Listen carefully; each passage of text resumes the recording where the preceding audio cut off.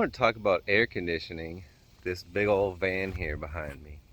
I've had this thing for several years, and most of the time I camp uh, in the northern states when it's warm, and in the southern states when it's cold, like November through January. But I just moved to Texas, so I got this little unit, and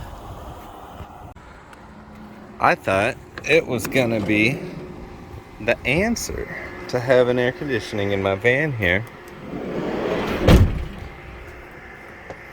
Doesn't take up much space.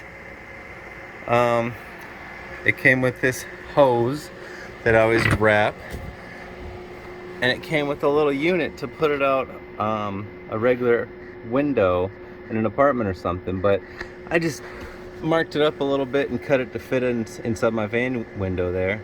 And I usually put a pool noodle right here, but I haven't shoved it up in there. I didn't make it permanent right now. And then this tube, it's probably 150 degrees right now. It's really hot. I can barely keep my hand on it. But I wrap it in this just to try to insulate it a little bit to keep that 6-foot long tube from warming the van up here. So I've had this thing going for, I don't know, 3 hours now, and it is still 74 degrees or 94 degrees in my van. Even if you go a little bit closer, it's 97 degrees. That's closer to the front of the van where this is where light's coming in. But this unit is a 5,000 BTU unit, and I'm in less than the recommended square foot, and I've got a good 2 inches of insulation around this whole van here. It's not finished off yet. I don't have it sealed up as tight as it could be, but 5,000 BTUs should be plenty to do this thing. But it's just not doing it.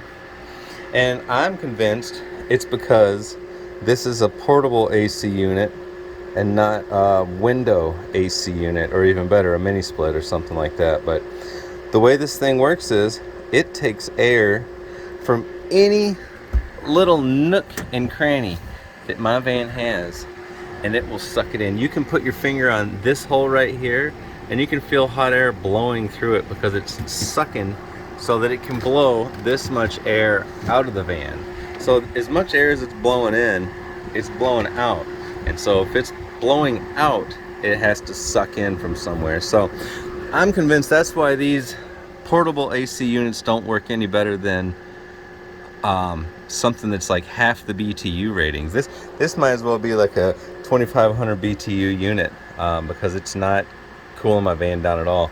Now, I'm down to 33% humidity. Outside it's 45%. Better than nothing. But it's definitely not what I'm looking for when I'm thinking air conditioning with my wife in here and trying to be comfortable. So I'm gonna sit in here for a little bit, maybe watch some TV, give it a good hour of not opening doors and see if it goes down at all.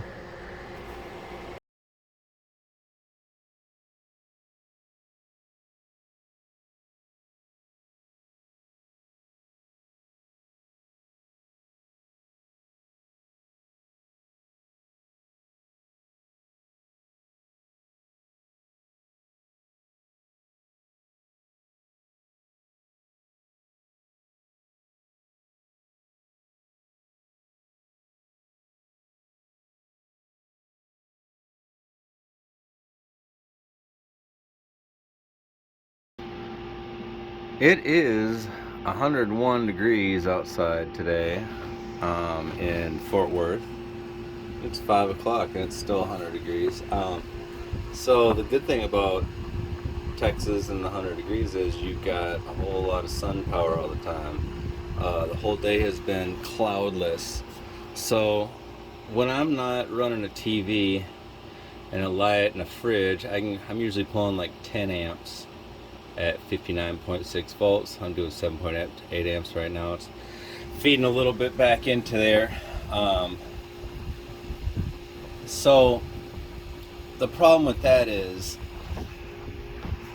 this guy over here runs 7.5 amps at 115 volts, 120 volts, whatever you want to call it. The Seer, C-E-E-R, not Seer with the S, I don't know about that, but 6.5. That's pretty terrible. So 7.5 amps at 120, that's 900 watts.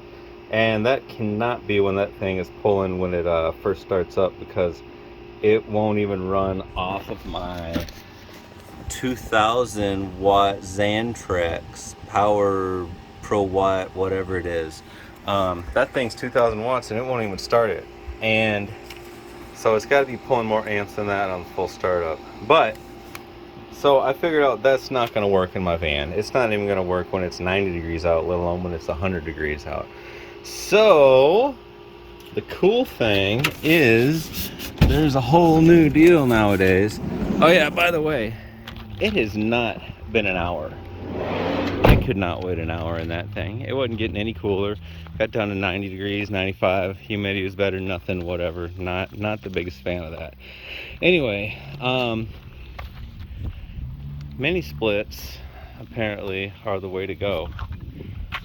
This is a 9000 BTU Pioneer. I'm gonna have to do a full video on that when I put it in, but I'm putting that 9000 BTU unit into that big old van over there, and that ought to keep up with